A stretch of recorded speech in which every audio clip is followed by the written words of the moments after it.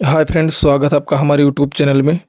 जिनका जन्मतिथि typing mistake या ऑपरेटर की गलती के कारण गलत जन्मतिथि अपडेट हो गई है और उनका लिमिट क्रॉस हो गया है, उनको अपनी डीओबी सही करवाने हेतु एनेक्जर सेकंड फॉर्म, जो कि सेल्फ डिक्लेरेशन फॉर्म होता है, इसमें कोई स्टाम्प और नोटरी की ज़रूरत नहीं होती है।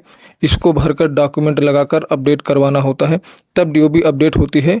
एनेक्जर सेकंड 18+ लोगों के लिए भरना है और एनेक्जर सेकंड ए अंडर 18 लोगों के लिए भरा जाएगा। ये फॉर्म भरने का तरीका देखते हैं कि कहाँ पर क्या भरा जाएगा, जिससे कहीं पर कोई गलती ना हो और एक बार में ही आपका डीओबी अपडेट हो जाए। यहाँ पर देख सकते हैं कि ये एनेक्जर सेकंड फॉर्म है, जो सेल्फ डिक्लेरेशन फॉर्म है। सेल्फ डिक्लेरेशन फॉर्म का मतलब है स्व घोषणा पत्र, जो कि स्वयं द्वारा घोषणा की जाती है। इसमें ना तो स्टाम्प लगेगा और ना ही नोटरी करवाने की जरूरत है। अब यहाँ पर 1 नंबर पर लिखा है आई, उसके बाद खाली स्थान है। इस खाली स्थान में आधार होल्डर का नाम लिखा जाएगा। फिर स्नैप डाटा वाईफाई में से जो भी आप पर लागू हो वो उस पर राइट टिक लगाकर उसके आगे जो खाली स्थान है यहाँ पर पिता या पति का नाम लिखना है। फिर रेसिडेंट ऑफ के बाद आधार में जो पता पड़ा हुआ है वो सेम टू सेम वही भी लिखना है। उसके बाद में होल्डिंग आधार नंबर के बाद जो खाली स्थान है वहाँ पर आधार होल्डर का आधार नंबर लिखना है। अब उसके बाद फर्स्ट लाइन में कहीं कुछ लिखने के लिए नहीं है। सेकंड लाइन में that I had earlier submitted a valid document के बाद जो खाली स्थान है यहाँ पर आपको वो दस्तावेज़ का नाम लिखना है जो लास्ट टाइम डीओबी अपडेट के टाइम आपने आधार सेंटर पर दिया था और आधार ऑपरेटर ने गलत कर दिया था, जैसे कि birth certificate, marksheet, pan card इत्यादि। उसके बाद लिखा है बियरिंग नंबर और खाली स्थान है। यहाँ पर आपको अपने दस्तावेज का सर्टिफिकेट नंबर लिखना है। जैसे बर्थ सर्टिफिकेट में सर्टिफिकेट नंबर बी से स्टार्ट होता है और मार्कशीट में भी सर्टिफिकेट नंबर होता है और पैन कार्ड में पैन नंबर ही सर्टिफिकेट नंबर होता है। उसके बाद लिखा है डेटेड और खाली स्थान है। इस खाली स्थान में आपको वो डेट लिखनी है जिस डेट को आपका डॉक्यूमेंट जारी हुआ हो। इशू डेट सभी डॉक्यूमेंट में मिल जाती है। ये जानकारी इसलिए मांगी जा रही है क्योंकि इसी के आधार पर आपके उस पुराने अपडेट में लगे डॉक्यूमेंट को चेक और वेरीफाई किया जाएगा। इसी इशू डेट डालने के बाद लिखा हुआ है while enrolment update through EID number, फिर खाली स्थान है। इस खाली स्थान में आपको वो नामांकन संख्या भरना है जिसमें आपकी डीओबी गलत अपडेट हो गई थी। इनरोलमेंट नंबर आपको 2 जगह से मिल जाएगा। पहला तो आपके पास रिसिप्ट होगी, वहाँ से मिल जाएगा।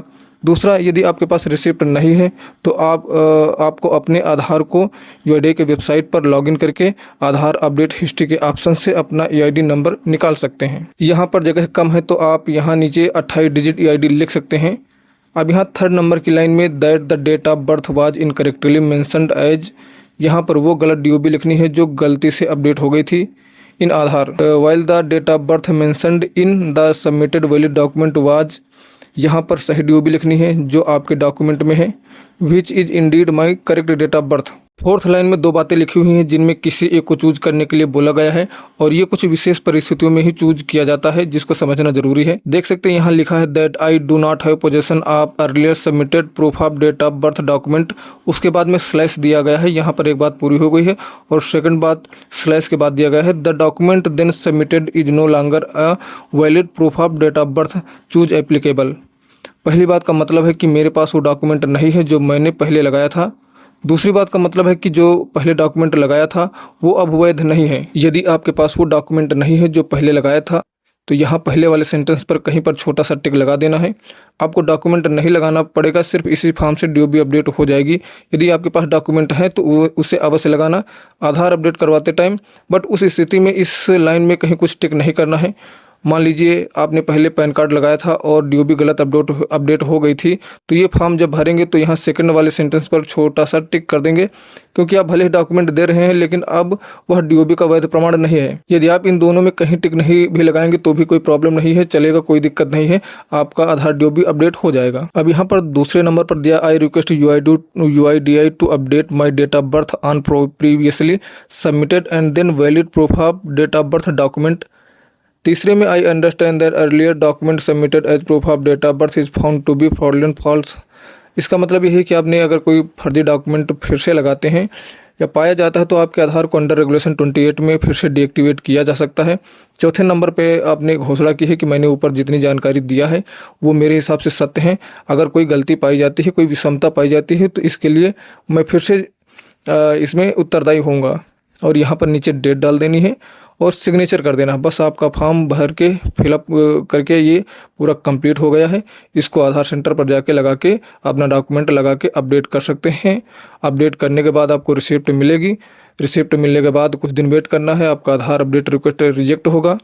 रिजेक्ट होने के बाद आपको यूआईडी को मेल करना है। मेल करेंगे तो आपको एक एसआरएन नंबर मिलेगा। एसआरएन नंबर मिलने के बाद फिर कुछ दिन आपको वेट करना है। रीजनल ऑफिस फॉरवर्ड होगा। फॉरवर्ड होने के बाद में रीजनल ऑफिस आपके डॉक्यूमेंट की चेकिंग करेगा। चेकिंग करने के बाद आपको एक रिप्लाई देगा कि आपके डॉक्यूमेंट सत्य हैं, आपका ये सेल्फ डिक्लेरेशन फॉर्म, ये जो एनेक्जर भरा हुआ ये सत्य है, तो आपका जो मामला है वो दर्ज कर लिया जाएगा और आगे भेज दिया जाएगा। आरओ से अप्रूवल मिलने के बाद टैक्स सेंटर जाएगा। टैक्स सेंटर से आपके आधार डीओबी को अपडेट कर दिया जाएगा। तो मित्रों, ये वीडियो कैसा लगा? अच्छा लगा हो, अगर इसकी जानकारी आपको अच्छी लगी है तो इसको लाइक कीजिए और चैनल पर पहली बार आए हैं तो इसको सब्सक्राइब अवश्य कर लीजिए। मिलते हैं किसी नेक्स्ट वीडियो में, तब तक के लिए धन्यवाद।